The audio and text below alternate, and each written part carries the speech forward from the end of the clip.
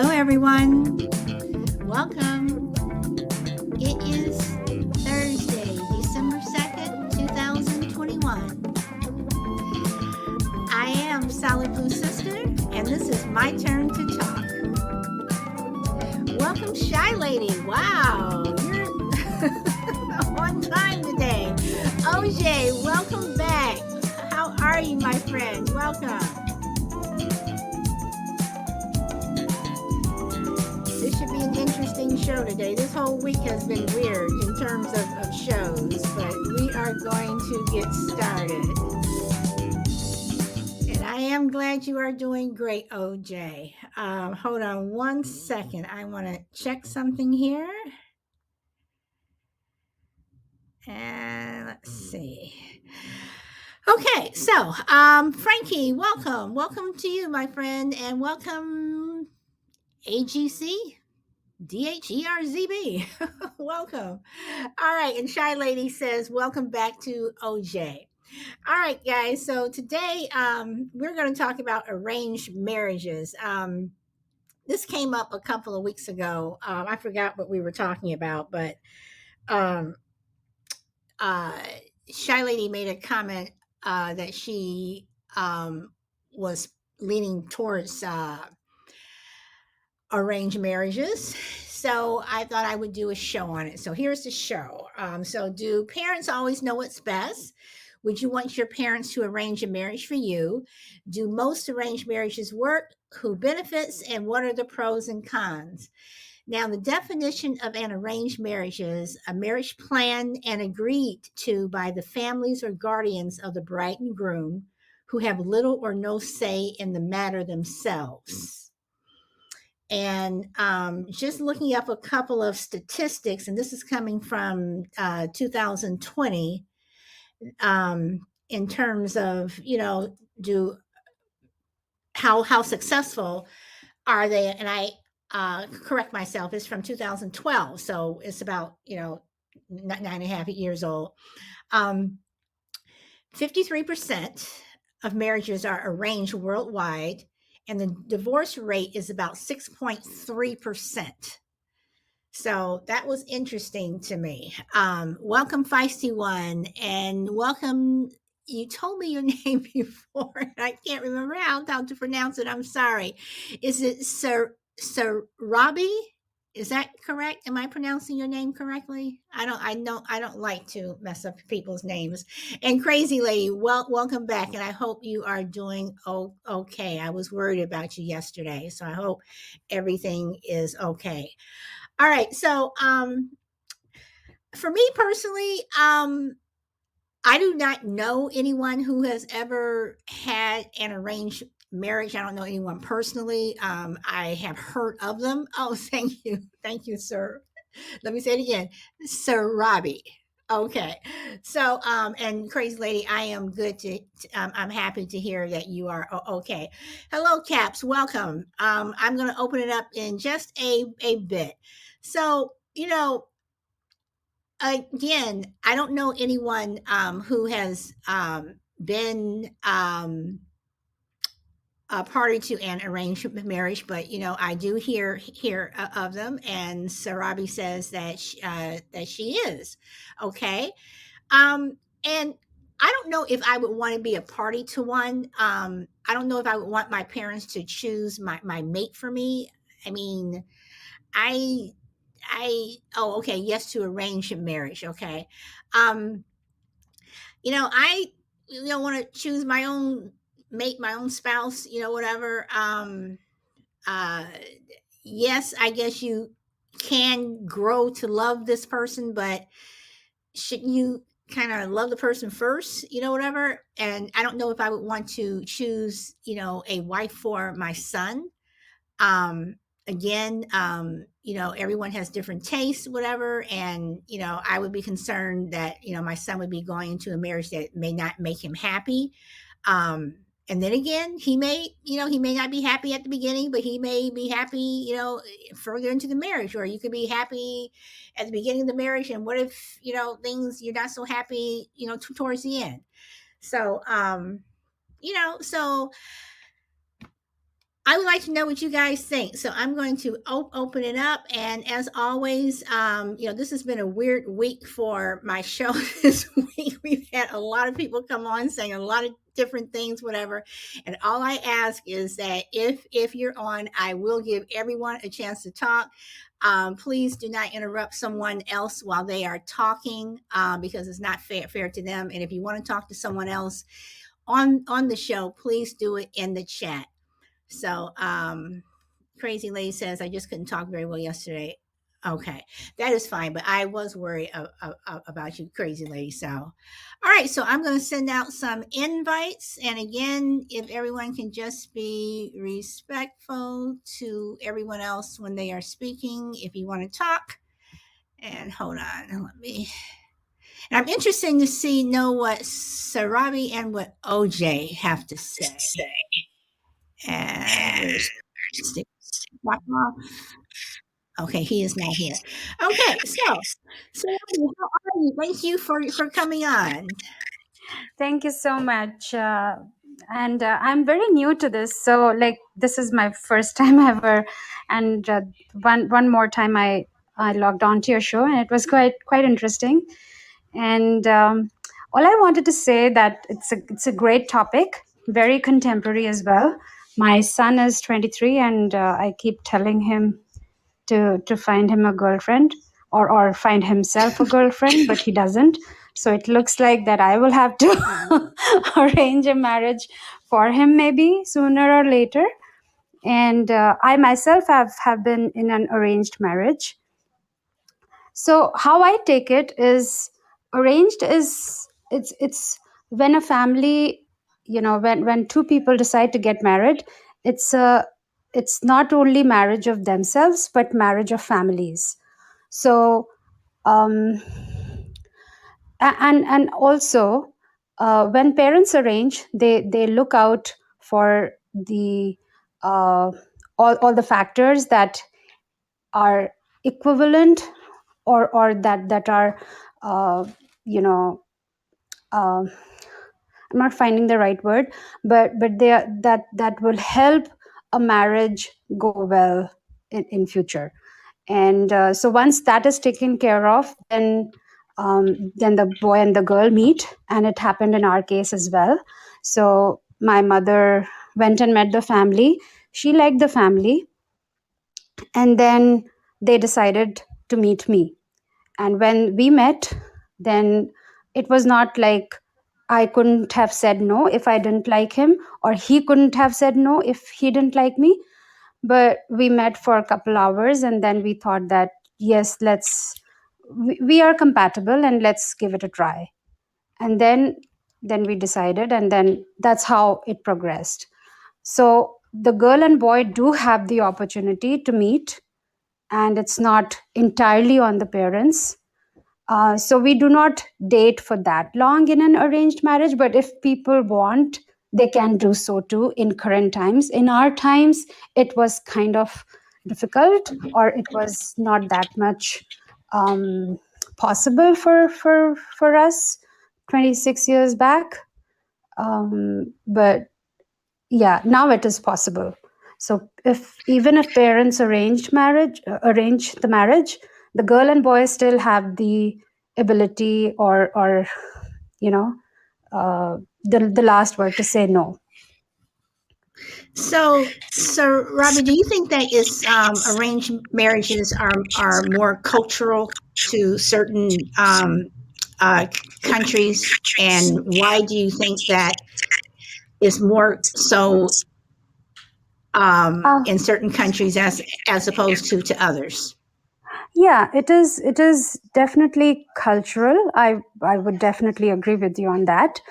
It's quite cultural. However, um, when I see my friends here, when my colleagues and friends talking about their marriages, how they met through somebody, that is also arrangement.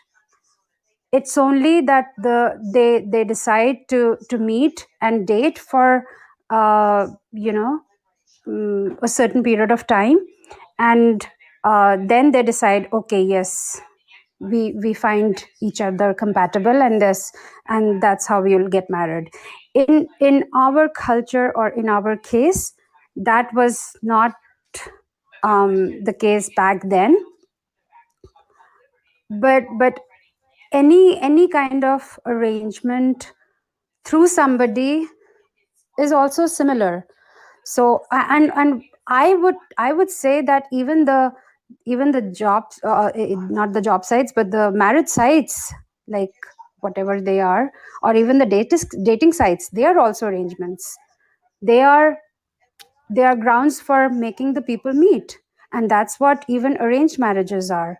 Like they give a ground for two people, compatible people, to meet. Okay, you made a point. I've never thought of it like that.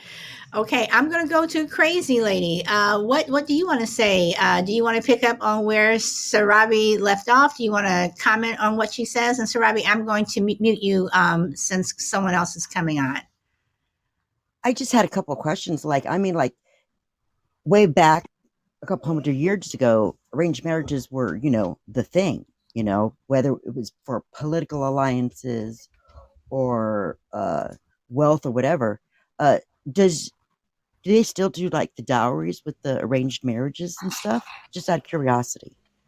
Sarabi, that's for you. That question was for Oh, you. sorry, I missed that. Crazy Lady, can you repeat your question? Um, do you like back like a couple hundred years ago and stuff that like we had still arranged marriages and stuff, but back then it was for like political alliance or wealth or whatever, and That's true. there was always like a dowry. Does your culture still do like the dowry thing? Just out of curiosity. Well, it's not that prevalent anymore. It's more like a gift kind of a thing, only if the parents want. But there are certain families that do have that. Not in my case. Not in the people that I know of, and only if the parents want. And that would be even as a gift, like not considered as a dowry or anything. But that is now what I'm saying. You're right. It happened in the past. Yes. Crazy Lady, you have anything else you wanna ask or say? No, that thank you. I was just wondering, but that whole finding the wife for the son thing, I so could have done that for Alex. So I was telling him, dude, you're 30. My grandchildren, where are All right. OJ, I'm gonna go to you, sir. What do you have to say? Hey, my family, how are you guys doing The after a long family time? the family is doing well. We hope you are doing well. Yeah, I'm doing good. Well, I stayed up tonight just because I read that I read your name, this The the topic. program name, yeah, the topic. So that's why I stayed up, and because I wanted to speak on this. Uh, well, arranged marriages are good in a way. My sister, when she got married, my parents saw, had got information, and people had come to our place also, regarding my sister. But then the final say was always hers. I mean, I remember, I think it was two options. Not, I shouldn't say options, but two informations that had come, and people had visited our place. But my sister, she had to say no to, had to say no to it, for some reason or the other. And so my parents said, okay, I mean, if you do not agree to this, fine. So, and ultimately the thing which had come, the third proposal, my sister agreed. And then and that was, I think, way back, 27 or 30 years back. So and they're happily lived ever after kind of stuff. So arranged marriages are good in a way, because for us, seeing, I mean, we are in the youth, what we see is just a short picture, a small picture, but our parents would see the bigger uh, picture, if I may say. So that is how we look at it. And in India, this this is pretty prevalent till now. This arranged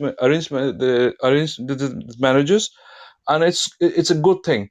That is for so much for that. And the other thing regarding uh, uh, what this lady had said, just a moment. Mhm. Uh, the only crazy, this lady, she had a very interesting point regarding dowry. These days, we do not use that word. We don't use that word because it's kind of illegal. When if you're caught, if the cops, if they catch you taking or giving dowry, they'll send you behind bars. So the good way of doing it is that you can give whatever you want to give. You want to give to your daughter, just to make her life easy and comfortable. So indirectly it's kind of imposed on them. So the girl's family has to they have to give her good stuff when she gets when she gets the okay, married. Okay, OJ. Well, first of all, thank you for staying up because I know you're up even later since we did this time change. So thank you for getting up. I think it's like 2 o'clock in the morning there. But Feisty One says, in regards to the dowry, is it viewed like a bribe or something? And then Crucible Man wants to know, is divorce allowed in India?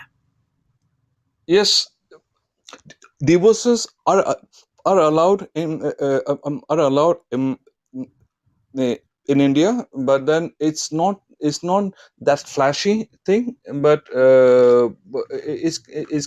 it's something kind of looked down upon. And it's unfortunately it's always the the girl who has to take the blame. uh, uh, uh, the girl was not right. Her attitude wasn't right. She was snooty, or she was this, or she was that. So that's how it goes. But then the from the boy's side, the husband, or his parents, if they have taught, if they had mentally or physically tortured this girl, no one talks about it. Well, that's the But way it usually is everywhere. Usually the female is usually always the first one to take the blame. So I think yeah, that's everywhere. yeah, true. Okay. Let's see. I am going to go to Feisty One. You've been waiting patiently. What do you have to say, my friend? Or ask? So, honestly, this is pretty interesting because I was under the misunderstanding that it wasn't an option. Like an arranged marriage was just that. You know, two sets of parents got together and decided that you guys are going to get married. So it is nice to hear that it's an option. And I think it was Crazy Lady, or I'm not sure who said it, but how is it that much different than a dating app? You meet somebody and then people get married. So I am curious about whether a dowry is now viewed as a bribe. is that why they go to jail if they hear that someone gave money? OJ, you want to answer that one?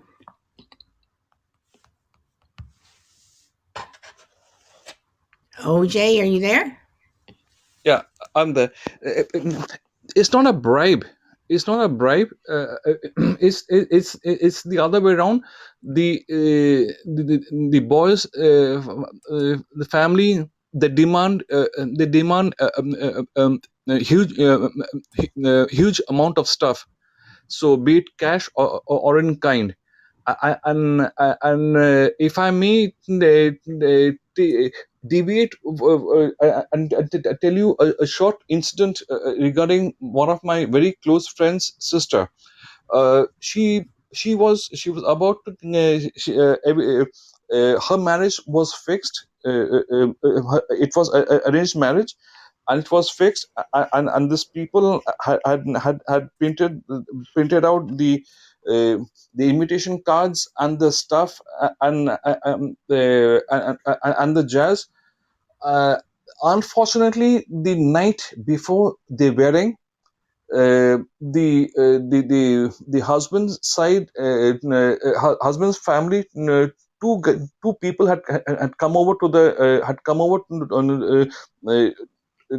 to the girl's house, and they said that, well, if you, uh, uh, since your daughter is going to get married to this man, these guys were embarrassed. I mean, they were shy to ask you all for it.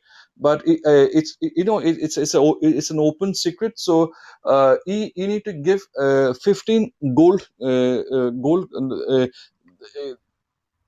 those coins. And those and each of those gold coins would cost, say, something around about 100,000 Indian rupees. So and then and they said that if we can arrange it by tomorrow, but fair enough, the wedding will take place. Otherwise we have to otherwise we'll have to think about it. And it was a very embarrassing situation, because this girl's family had traveled all the way to a different city, where this boy and his family were staying. Along with them, travel few family friends, and close relatives. I think about 15 or 20 of them. They had gone, put up in a hotel, and just the night before the wedding, this kind of a situation happened. And for obvious reasons, they did not go to the cops. But then they managed it didn't happen, and that girl is now a spinster. Hmm. So it's not a bribe. It's like the demand. Okay, and the word spinster. That's that's an interesting word to use. That's an old fashioned word. All Yeah. right. Let's go to let's see. Who wants to come on next? Shy Lady, are you on? Because your mic just popped up. Are you on, or you're still not able to talk? Okay, we're going to go to Crucible Man then. Crucible Man, you have been waiting. So, what do you want to say? Hello. The concept of arranged marriages has always fascinated me, probably because it's such a foreign concept in the U.S. And I just want to make a quick comment, and then I have a question for OJ. You know, just going off the concept of marriage, I've never been married, but I've been in enough long-term relationships to sort of replicate it. I know it's not the same thing, but to my mind, marriage is hard enough without not being able to choose your spouse, without having that get to know you period. I mean, the romance is one thing, but that whole feeling out period, the whole kind of, do I like this person? Do I love this person? Do I want to marry that person? I mean, that's That's an interesting process, and it's a growth process, and it helps you develop in so many ways. I'm wondering, does that even apply in India, or are people so resigned to their, I don't want to use the word fate necessarily, because that implies a bad outcome, but do they have any resignation about it? Are they excited to be married, or is this such a preordained culture that nobody even questions it or bucks it? And do they stick to the caste system? In other words, if you're a poor person, are you relegated to marrying another poor person? Is it frowned upon to marry up or down, depending on your caste? I'm just curious, but just as a conceptual matter, I think relationships in marriage are very, very difficult. They can be very fulfilling, obviously, but without that freedom to choose, and that's, I guess, what it is, freedom to choose your spouse, I think you're really rolling the dice, beyond, which is why I asked the question about divorce. If you're going to, I guess, for lack of a better word, force somebody to marry someone that they didn't choose, will they have free choice in ending the marriage? And OJ answered that question already. So yeah, I think marriage is hard under any circumstances, but to not have the freedom to choose your spouse, I think kind of ties one hand behind your back. Interesting. OJ, you want to respond to that? Crucible Man had a couple of Yeah, questions in there for you. yeah, Crucible Man, the couple of things. In my case, as well as in the case of my older sister, they initially they spoke, both the parents met, they spoke, then ultimately my sister, she met my brother-in-law, who was not the brother-in-law at that time, but now he is. And once the parents agreed, and initially, after my sister and my brother-in-law, they both agreed, and so after which they used to go out on dates, and they had enough time, enough time before they got engaged, and after which they got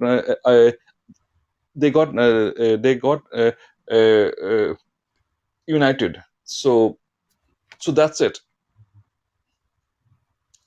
So you still, we still get time to see, and to, parents they kind of decide, and then eventually we meet on and off, before we get engaged. So so that gives us ample time. Okay, I'm going to go back to Crucible Man. Does that answer your question?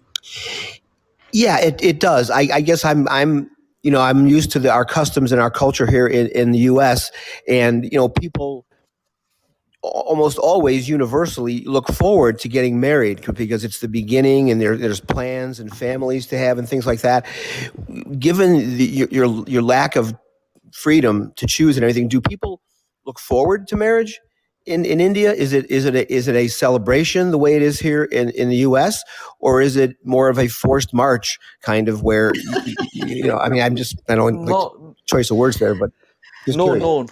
No way. Because one, no way. It's a in Indian. See, there are always some a couple of bad apples in the cart. So we cannot judge the entire cart because of just a handful of bad apples in it. But then, yeah, in India, a wedding thing would take would spread for at least 7 to 10 days. It's Wow. it's a long term, this thing, kind of, what should I say, a festival kind of stuff. And one more thing, I just recall you had mentioned about rich and poor, or high caste, and the low caste. I mean, in the olden days, the men always is to get. I mean, the parents of a boy would always get somebody, get a girl who would be kind of, should I say, uh, from the weaker economic strata, so that she would not demand much, uh, uh, as far as things are concerned, at that point of time, and she would be always being be subdued to the husband. And the another thing, till my I mean my parents, I'm just giving another example. My I've seen, I mean, as long and until last year, when my dad passed away.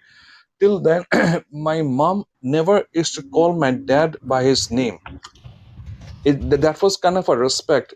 Like, she would always say, like, do you, are you around? Do you hear me? That's how my mom would always address my dad. But my dad would always, if he had to talk to my mom, he would call out my mom by her name. That's the kind of culture, which we are brought up in. But these days, we like, my wife calls me by my name, and I call her by her name. So does my sister and my brother-in-law. Things are changing, but then still, the older traditions are still um, prevalent. This is a very interesting conversation. I wish Sir Robbie had stayed on, because I also would like to have gotten. I mean, I have a male from India, and Sarabi's from India, and had a female opinion. But thank you, OJ. You gave us a very in depth look into arranged marriages. So now I want to ask the question. Here in the U.S., do you think that arranged marriages would work the way they do in India? And I do believe at one point, I think China was even doing arranged marriages, and even I think in parts of Africa, they still do arranged marriages. What do you guys think? Do you think that something along that line, to that level, would work here? Anybody? I Anybody? hey, Hey, I shy lady. wanted to comment. I think that it could work, but like a, excuse me, like a lot of people in the U.S., I was ignorant about what arranged marriages really were until I saw a Netflix special where there was a woman. I think she may have been from Pakistan or India. I can't remember which one, but she had been very successful in the U.S. as an attorney. I think she had gotten married before it didn't work out. She had chosen someone on her own, and she was, I believe, 37 years old. And she allowed her, I believe it was her aunt or her grandmother, to pick someone for her to meet, arrange for her to meet in a restaurant. She had the choice to have a conversation with this person, and if she felt that they were compatible, then they would go further. So she actually had an option, which I didn't know that there was an option. I thought it was like a forced thing. And she, met a few, young men. And then she decided that this one particular guy, after maybe 3 or 4 guys that she met, she didn't really feel a connection with. She found one, and they got married and had kids, and they really enjoyed being together. She said she was so grateful that she decided to give it a shot.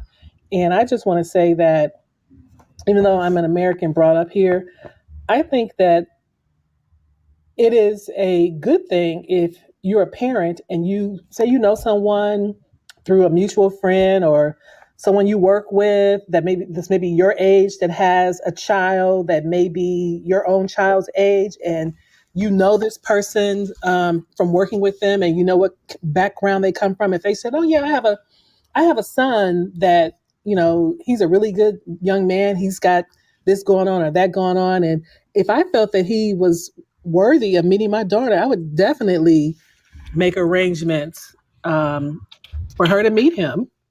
And I would love to, show my daughter someone or my son, a young lady that would be nice for him to maybe in the future take as a wife.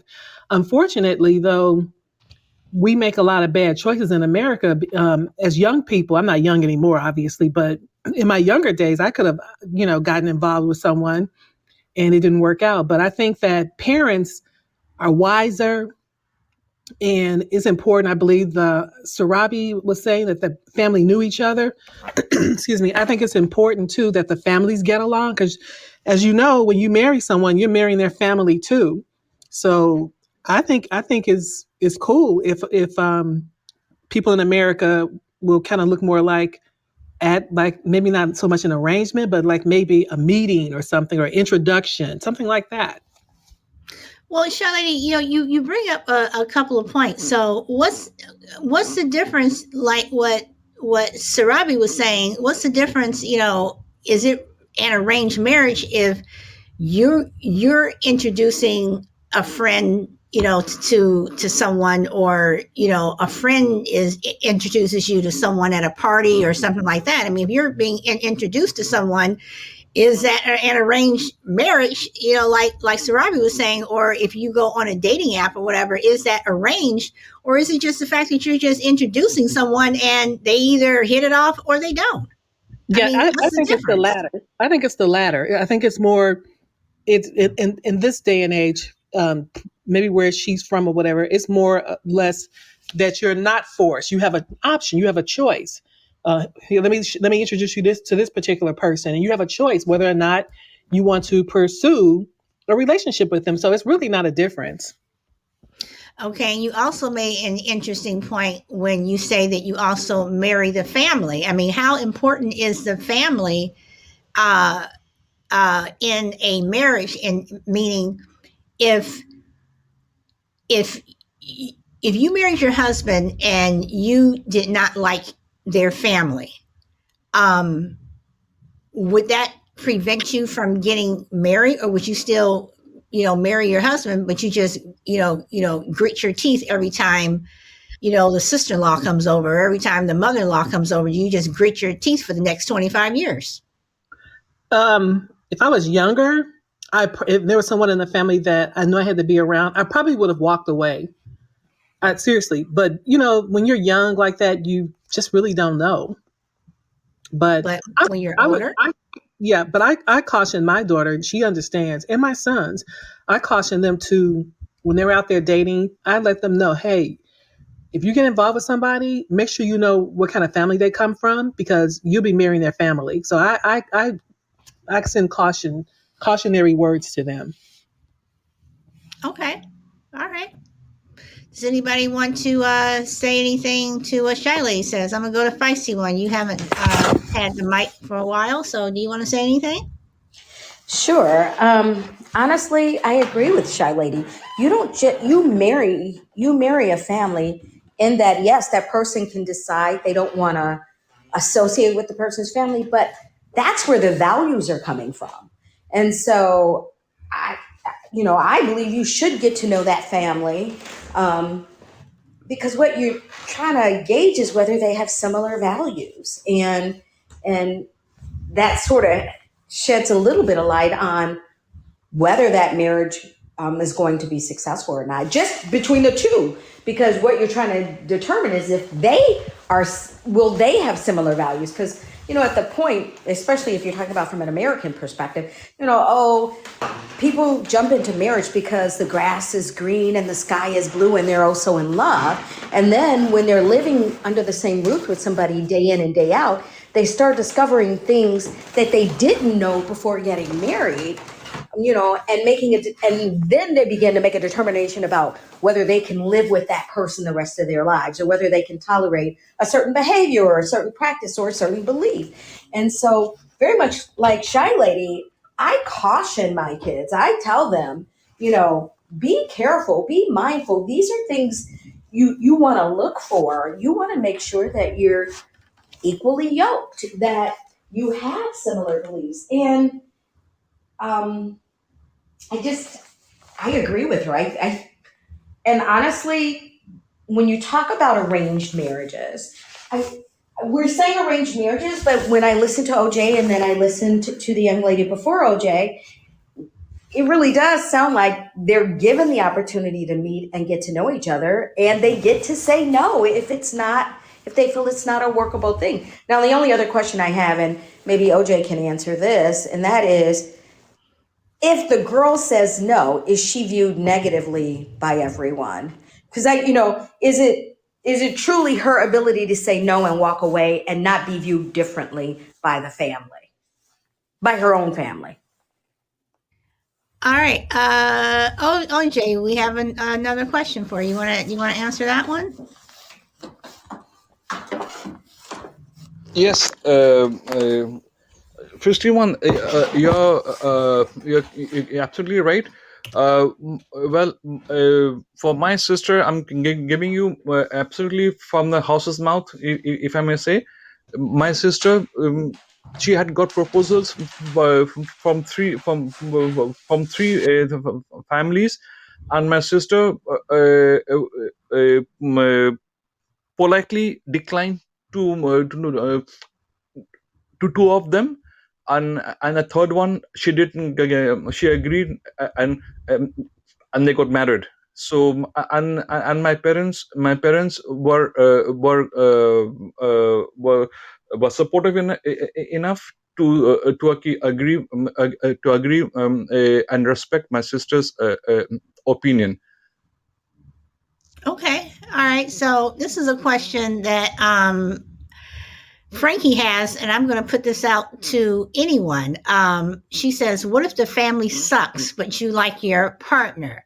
So I'm going to go to Crucible Man, then I'll make the rounds to everyone else. So what do you think about that? What if because we're talking about family values and getting to know the family and what have you, what if the family sucks but you like your partner, or you really love your partner and you really want to make a go at it, but their family just sucks? What do you do?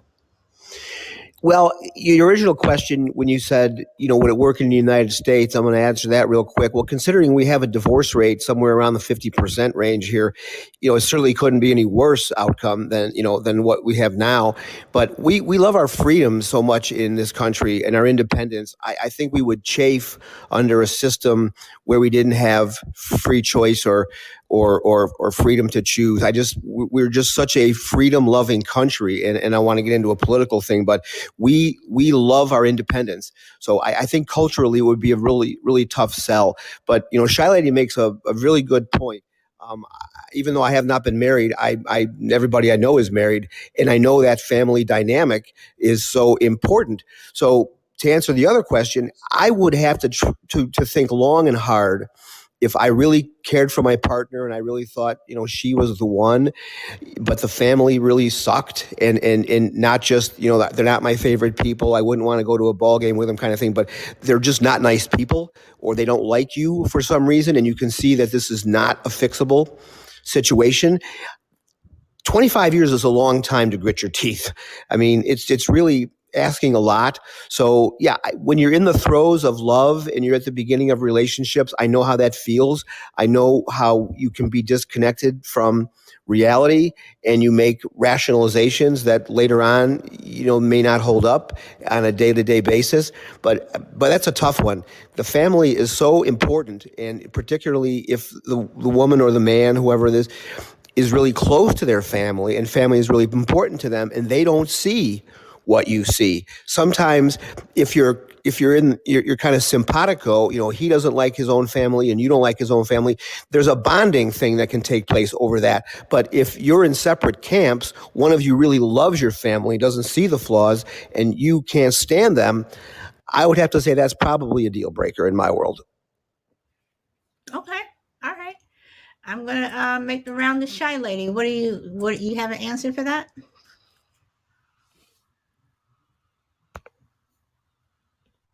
Shy Oh, Lady, I'm do you? sorry. I was Okay. actually typing, but I agree with Crucible Man. It would be a deal breaker for me if I totally. I mean, knowing what I know now, but see, I'm not 24 years old anymore. So knowing what I know now, as a woman at 59 years old, I would walk away if I had the wisdom and knowledge that I have now, and I was in a situation like that. I would walk away. Okay. It's just going to be miserable, and Okay. if you get kids involved, it's just going to be. Well, I don't want them over there, and I just don't see a good outcome of that. Okay. So if you had the opportunity to arrange a marriage for one of your kids, would you do it? Absolutely. Okay. All right. Okay, let's see. I am going to OJ before I come to you. Yaka Dakawam, you have the mic. What would you like to say? Welcome. We're talking about arranged marriages. Do you have anything you'd like to add? The network is disturbing me. I'm sorry, I cannot hear you.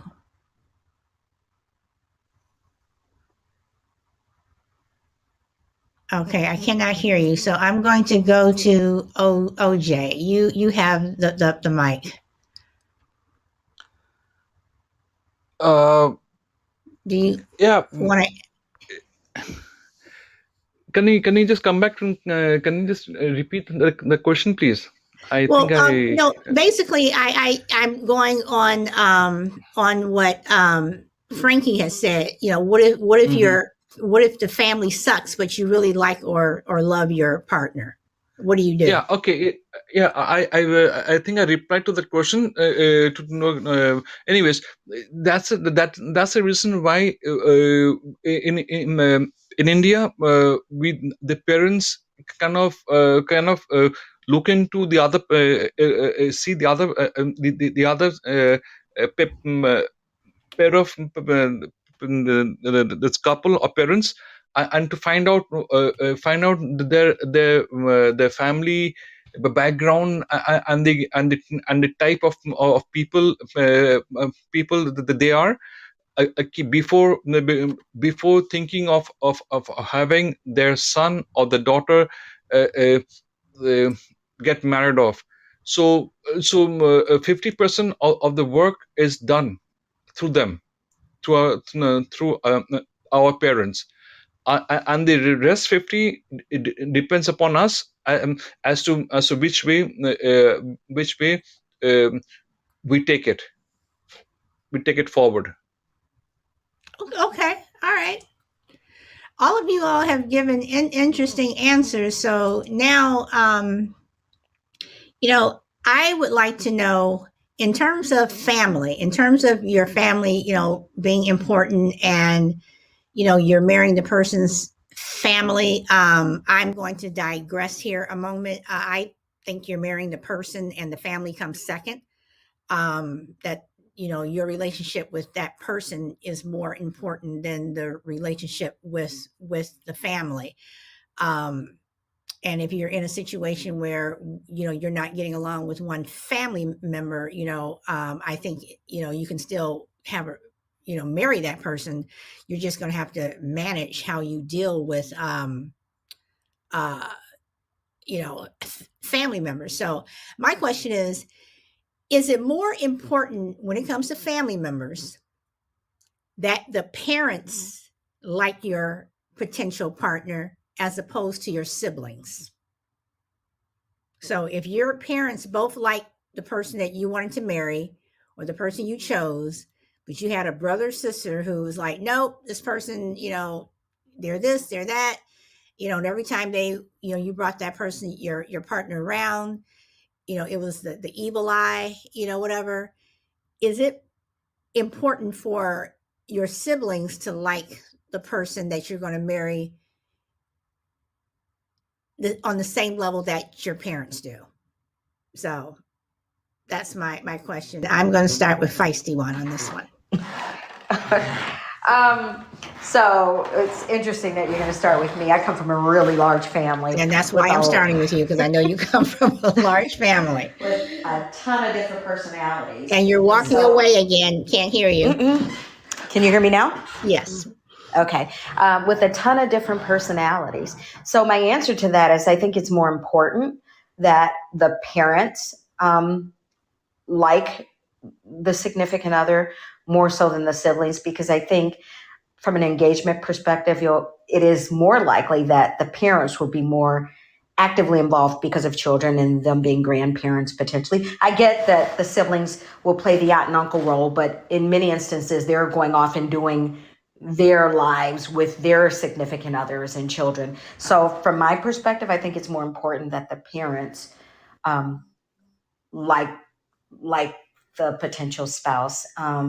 But can the siblings be can they sabotage? Can they, Oh yeah, they could be a pain in the ass for sure. But that's yes, they could sabotage and they could derail. I think it just depends on. So I come from a large family, but as we've gotten older, everybody is sort of into their lives. We come together at holidays. So yeah, could that sabotage occur on holidays and stuff? Potentially. But beyond the holidays, from a grandparent perspective, I even think about myself and my husband. We got together on holidays with his family and my family, but more often than not, our kids were with their grandparents far more than just holidays. They, visiting them and that sort of thing. And so that's why I think it's more important that the parents of that the parents buy into it or buy into the person than necessarily the siblings. Okay. Yes, they could sabotage it, but you know what? Like they should be focused on their own lives. So I would be less concerned about that and more concerned about the parents. All right. Shy lady, what do you think about that?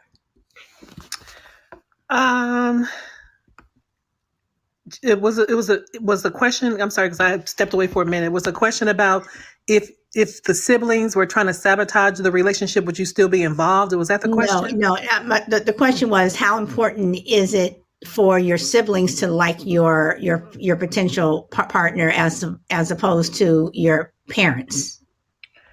I would say it's less important. Do you care what your siblings think? No. Because I don't care for who they married. All right. Seriously. Okay. All right. And I'm going to go to OJ. What do you think? Are siblings in India? Do siblings have a say, or do they have an input in the whole marriage thing? Yeah, they do have, but then what happens is if the age difference is pretty high between the two siblings, then then it is kind of the opinion is usually overrun. But then if they're close, if the age difference is not too high, in that case the sibling might say, but then he or she would always give their as a mark of respect, leave the ball onto the older sibling's court. This is your choice. If you feel this person is right for you, go ahead that way. Okay. All I right. want to add something. Mhm. I think it also depends on if you are close to your siblings, and I'm not that close to my siblings. Now, my children are very close to one another. We have three. I think for them, it would be very crucial for them to like for their future spouse to be liked by one of them. They're extremely close. They spend a lot of time with each other.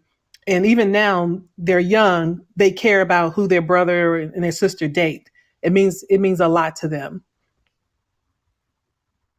That's interesting. That's interesting. I'm going to go to Crucible Man. Now, you say you come from a family of five. So, what do you think of what everyone else says and what Shy Lady says?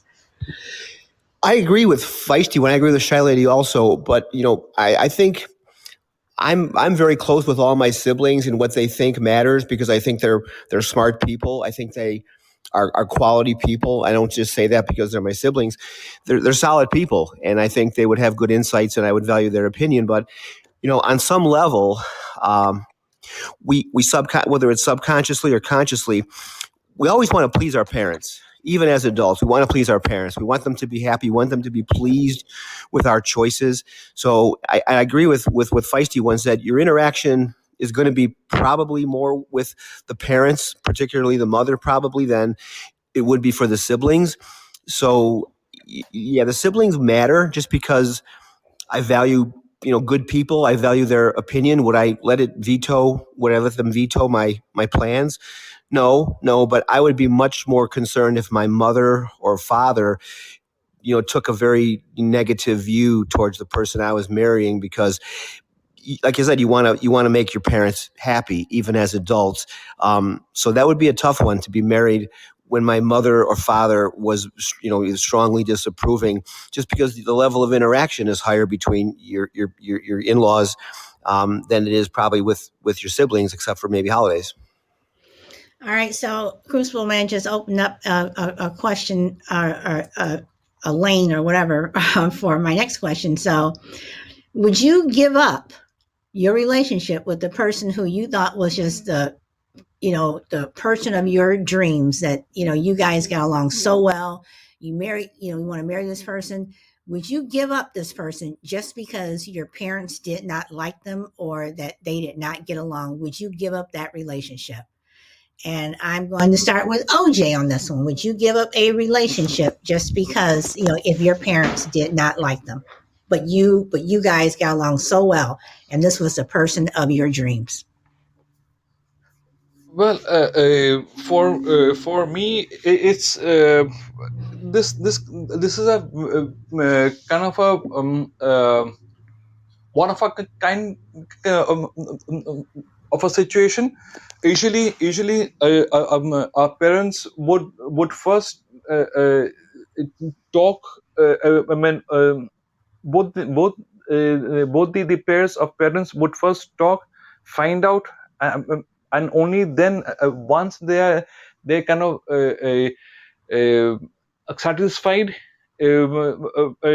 satisfied, only then they would kind of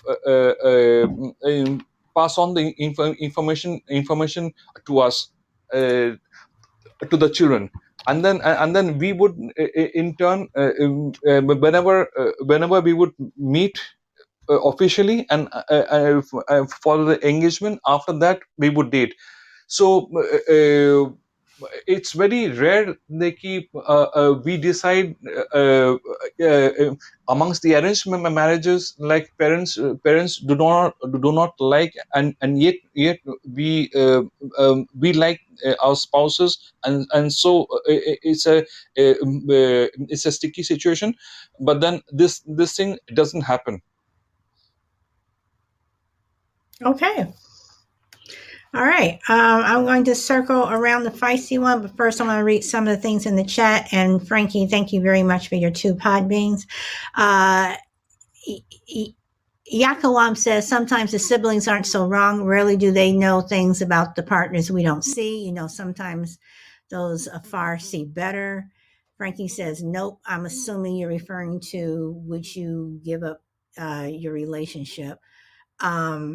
So Feisty one, what do you think? Would you give up the person of your dreams just because your parents did not like them or they didn't get along? um, hmm, I'm playing both sides here, so I'm just asking. You know, yeah. these arranged marriages and family is important. I mean, we've talked about a lot of stuff that goes into this marriage. So, you know, to me, the bottom line still comes down to the partners. Whether or not your family likes the person or not is still basically your happiness. How are you going to feel? Whatever, because you know you're the one living with this person, and it's not like you're going to be over your parents' house constantly, or they're going to be over your house. I mean, unless you have one of those families where people just walk in or whatever. But you know, again, feisty one, would you give up the love of your life if he did not get along with your parents or your parents didn't like him? I don't know. I don't think so. I don't think so. Okay. I don't think so. All right.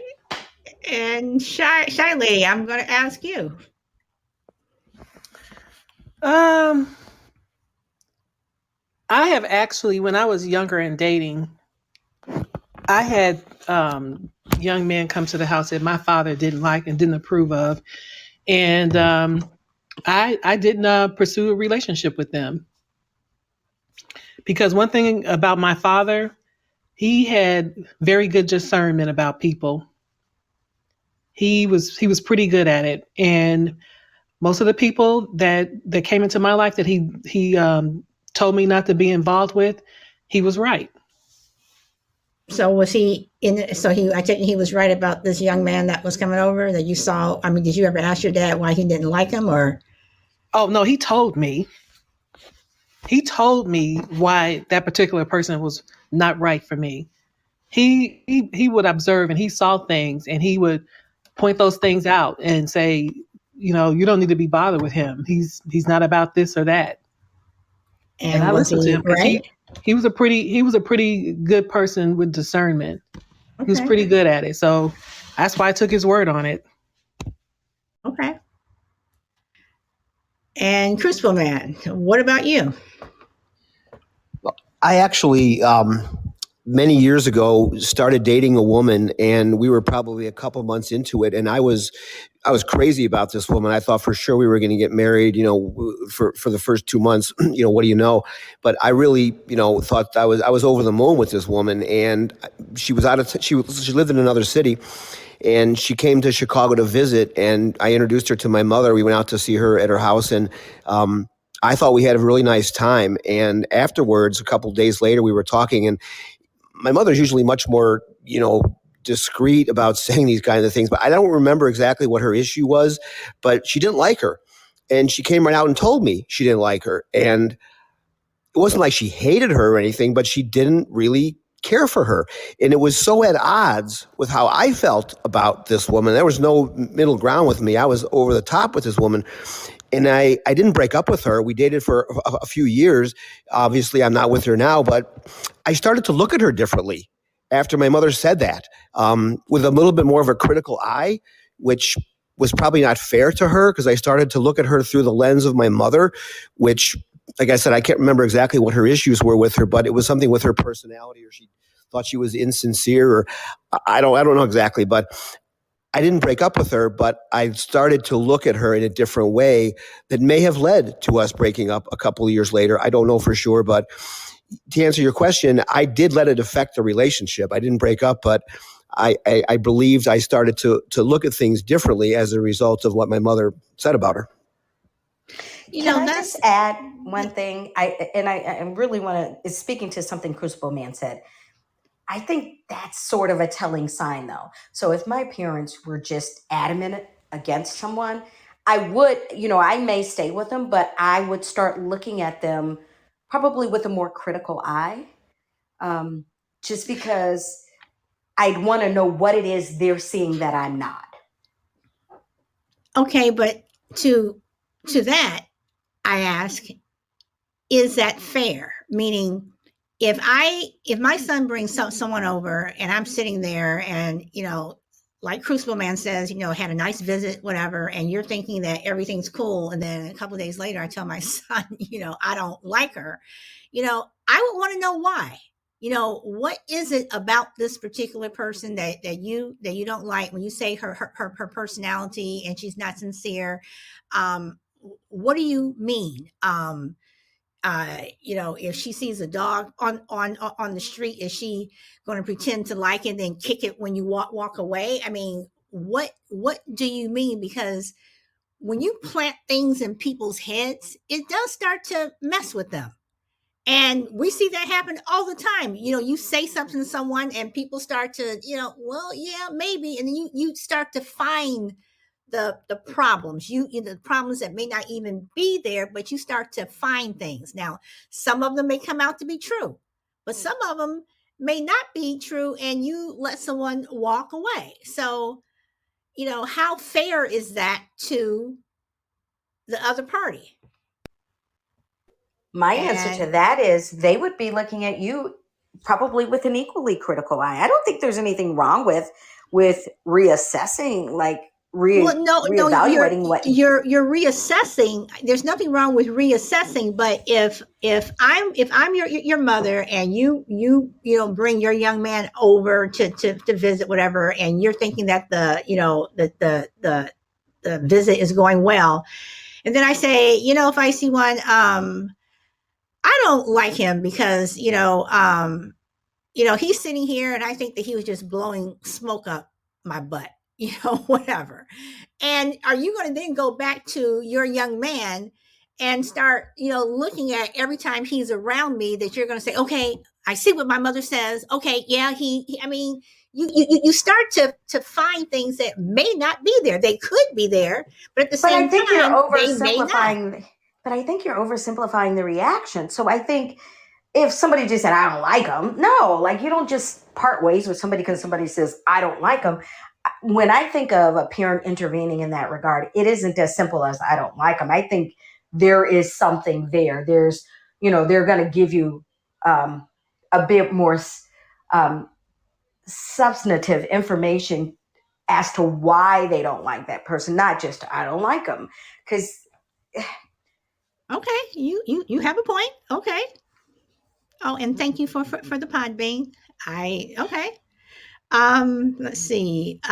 Does anyone else want to come on here? I've sent out some invites, so I don't want you guys to think the conversation is just between the five of us here. Let's see. I'm going to go to OJ. What do you think about that? Well, I just wrote my reply sometime back. Anyways, I feel that women have the sixth sense. What we men, what we see or we do not see, the women folk, they usually say they can gauge or kind of sense it, and later on, like even in the case my mom and me, or my wife and me, I've seen this happen a couple of times, and 8 out of 10 times it was what they said had turned out to be true. Like a few of my friends, very close friends, close the friends of mine, with whom I used to go out. Then my wife mentioned that this guy is not right. I mean, there's something wrong with him. And lo and behold, after that, a few incidences which happened, and I knew that what my wife had told me was had turned out to be true. But not all, just a few of them. Their opinion, it did her opinion did click.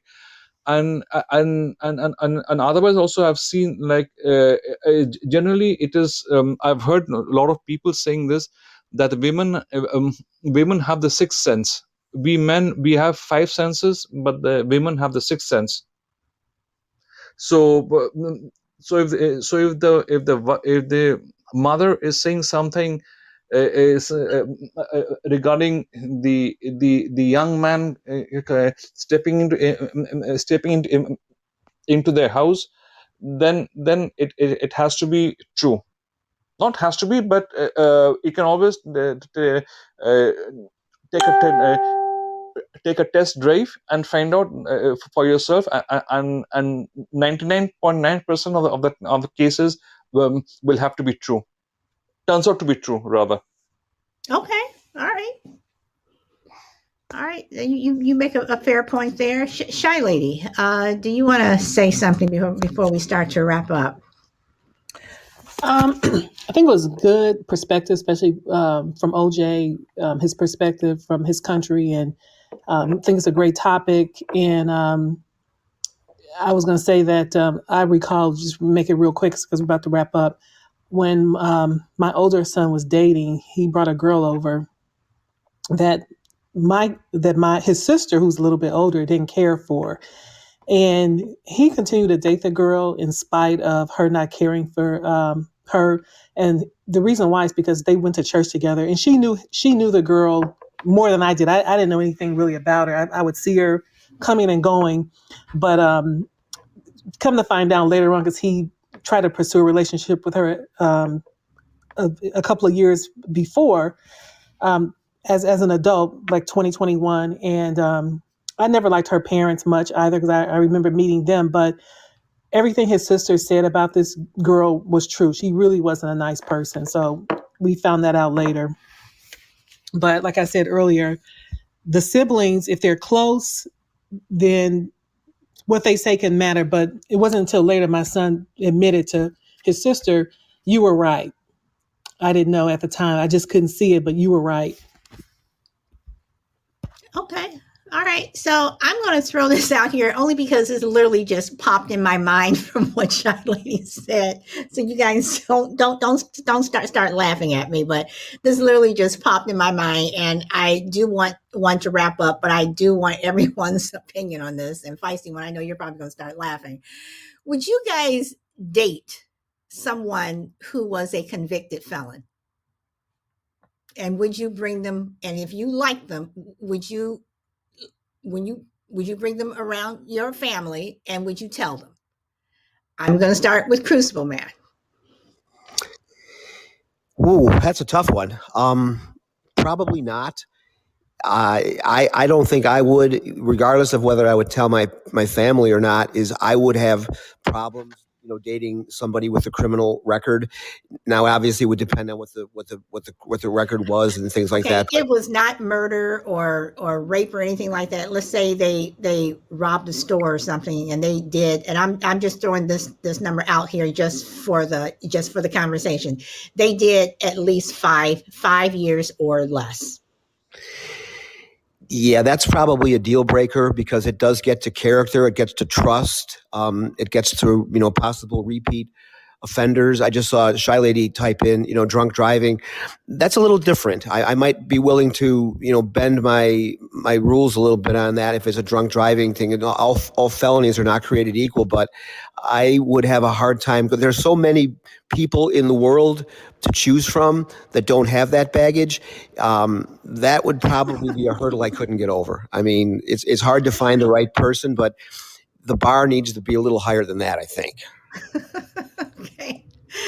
All right. Shy Lady says murdered someone while driving drunk. What do you think about that one, Crucible Man? They killed someone while they were drunk driving. Yeah, again, it goes to judgment. It goes to character and things. We all make mistakes, although that's a hell of a mistake. Yeah, killing somebody, even if it was an accident, that's really reckless and really irresponsible. You'd have to wonder, just what, and even if that particular situation never arose again, does this person have a serious drinking problem, obviously, and what does that bode, down the road for? So yeah, those are all deal breakers in my world. There's enough good people in the world that you don't want to penalize somebody for one mistake, but it also does, past is prologue, as they say. And even though they may never get into that situation again, probably some bad things coming down the road at some point. Okay. All right. Well, I will say one thing. You guys should have say no really fast. So, Shy Lady, I'm going to go to you. I would not date anyone that was a convicted felon. I even try to make it a mild one where, well, maybe when they were younger, and they hit someone, they were say 19 or 20, and they driving drunk and hit someone, and they were convicted and maybe served a couple of years for manslaughter or something like that. And then now they're 30, they're a respectable person in the community with a fantastic job or business. Maybe, I don't know. But I was saying in a situation like that, which is kind of different, but someone who's willfully murdered someone or a thief, I really hate thieves. I hate a thief almost as much as I hate a murderer. I can't stand when a person takes something that someone has worked hard for and they didn't. It's like, how do you have the right to do that?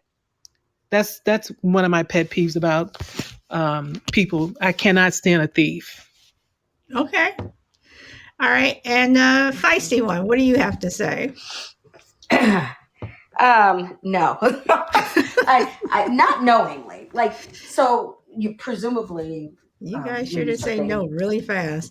Yeah, but presumably, if you think you know everything about that person, and then you get involved with them, and then subsequently find out, but even then, I'm going to have a lack of trust. So no. Nope. And OJ, what do you have to say? You already said no. So what else do you want to add? Nothing else. No way. All right. No way. All right. Nothing. Okay. I just had to throw that out there. So I'm like, okay, You should answer everyone's it. saying, oh, I am going to answer it. To be honest with I met someone. This was back when I was working at a telecommunications company. I met someone who actually worked there, and they were a convicted felon. And what they did was something that they did when they were younger in their teenage years, and it got on their record. And uh, we didn't date, but we became friends. And he was actually a pretty nice person, and his life, had turned around, whatever. I mean, he had a decent job at this particular company. I mean, the money wasn't bad, whatever. And very, very, very, very few people knew. But if we never got into a relationship where he liked me, I liked him, it wasn't anything like that. But if he had asked me to go out, I would have gone out with him, because what he did was something. When he was younger, he was young and dumb, and actually he was a thief, and he was I think he was 14 or 15, and he was hanging out with his friends, and they ran into a store, and they stole some stuff, and he got caught, and he went to juvie. So again, it depends upon what it is, because there are people out there who have never been in jail or prison, who are thieves, who are assholes, who are just horrible people. So the only difference is it's not on paper.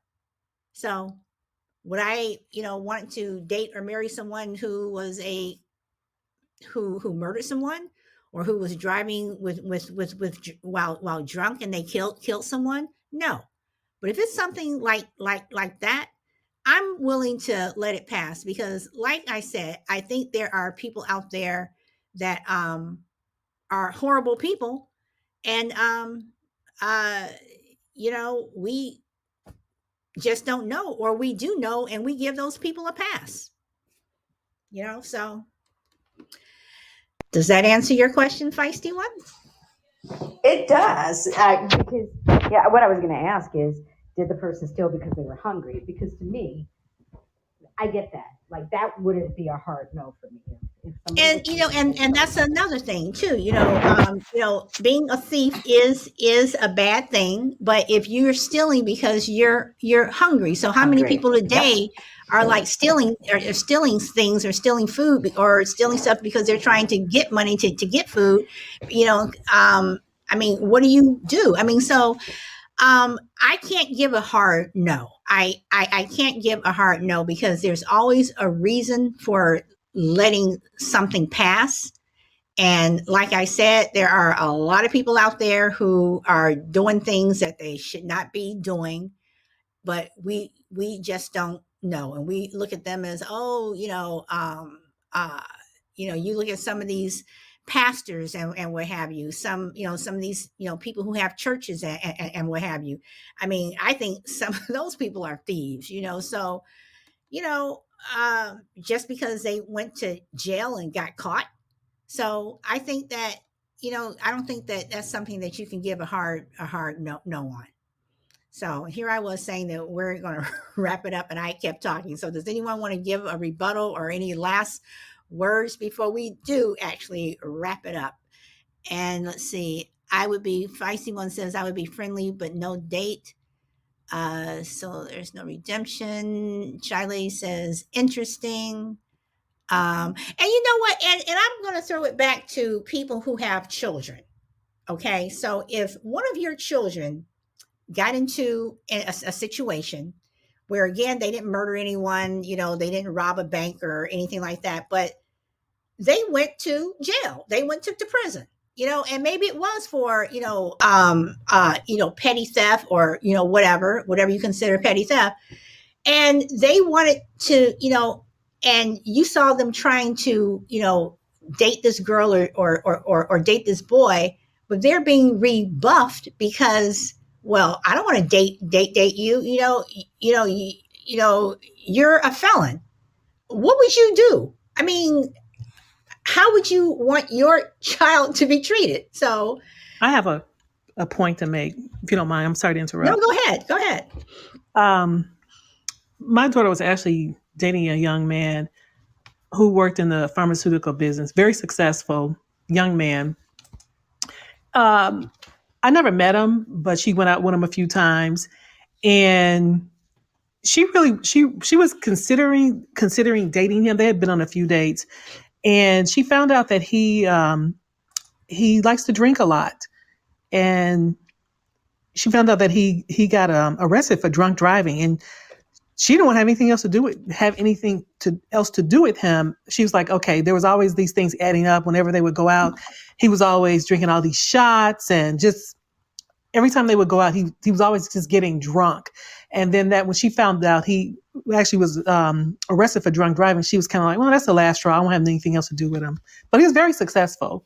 But it wasn't enough for her to want to pursue anything serious with him. Other reasons as well. He just wasn't really ready for a relationship.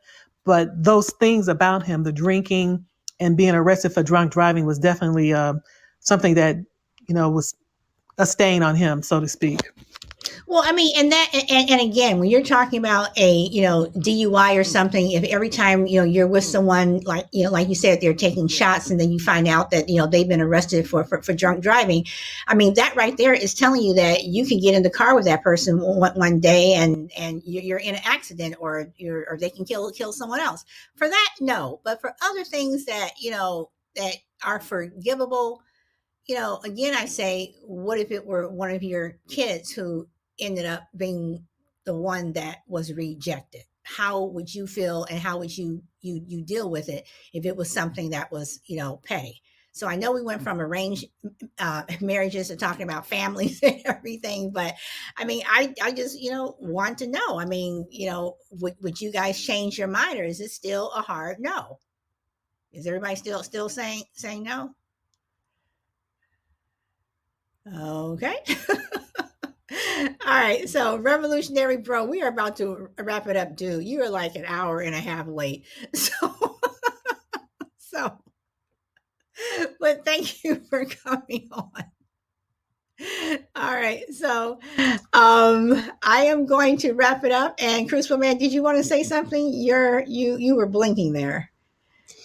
Yeah, just real quick, just to wrap it up. I mean, very good show today, good topic. Relationships are complicated, mostly because people are complicated. But, to hear another culture, as far as Indian things like that, as far as how they assess things, and, just to hear people weigh in on how they would evaluate different situations and how they would, assess things. And you make a very good point. How would I feel if I were rejected over something like that? It takes on a whole different hue when it's you that's affected by it. So anyway, good topic today as usual. A lot of stuff to think about, but relationships always fascinate me. And when you get into different cultures, lots of moving parts, but really good food for thought. Okay. All right. Well, again, thank you, to everyone. And this whole week in terms of my show has just been weird. I mean, it's been a fun week. Yesterday, I re-listened, to the show and I had a blast. And Revolutionary Bro, I wish you could have come in sooner, because when I was listening to the show over yesterday, just your comments were just giving me the giggles. But Friday kind of guy says, so for arranged marriages, I think it works because some religions are a really big part of their identity. So when you have two people with the same identity, then it works.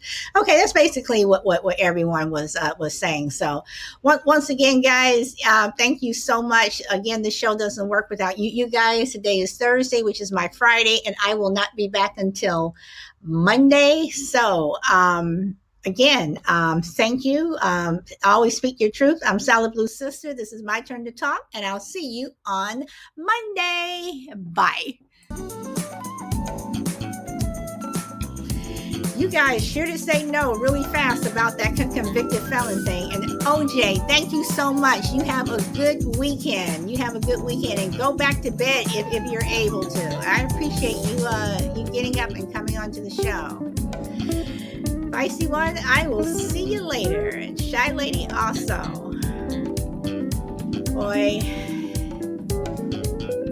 you guys have some definite opinions. I'm gonna introduce your kids to some convicted felons. I'm gonna find some for you guys and see what happens. they're gonna be undercover felons. Friday kind of guy, thanks for stopping in. And Shy Lady says, Crucible and Feisty One, great points. Crucible Man says, I can break the law myself. Okay, break the law and go date one of Feisty One's daughters or Shy Lady's daughters and see if they don't send you packing. And Amasika and F Flames, thank you for listening. I appreciate it. And Frankie, as always, thank you very much. This has been a good week.